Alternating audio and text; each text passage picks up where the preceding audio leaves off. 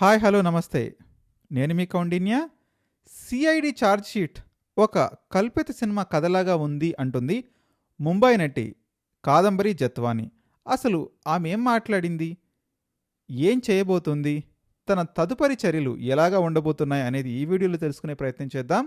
వీడియోని చివరి వరకు చూడటానికి ప్రయత్నించండి. మర్చిపోకుండా లైక్ చేయండి, షేర్ చేయండి, సబ్స్క్రైబ్ చేయడానికి ప్రయత్నించండి.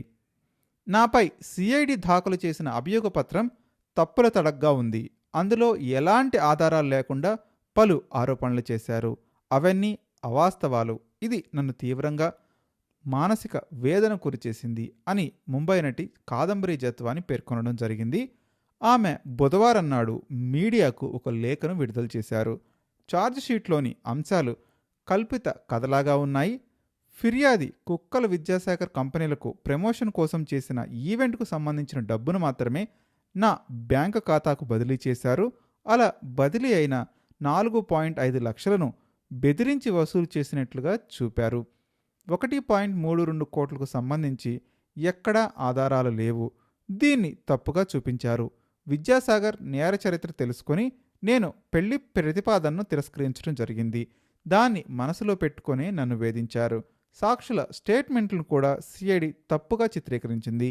విద్యాసాగర్కు నాకు మధ్య ఆర్థిక లావాదేవీలు 10 ఏళ్ల క్రితమే నిలిచిపోయాయి.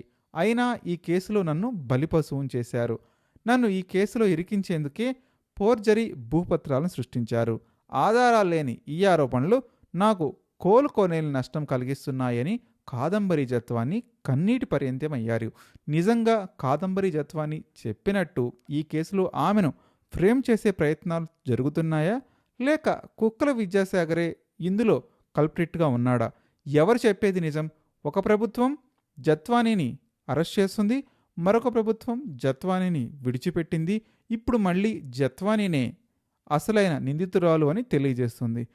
ఎవరిని నమ్మాలో ఎవరిని నమ్మకూడదో అర్థం లేనటువంటి పరిస్థితుల్లో ఉంది ప్రజానీకం. మీ అభిప్రాయాన్ని తెలియజేయండి. ఈ ఎంటైర్ ఎపిసోడ్లో ఎవరిని కల్ప్రిట్గా భావించాలో మర్చిపోకుండా కామెంట్ చేయడానికి ప్రయత్నించండి.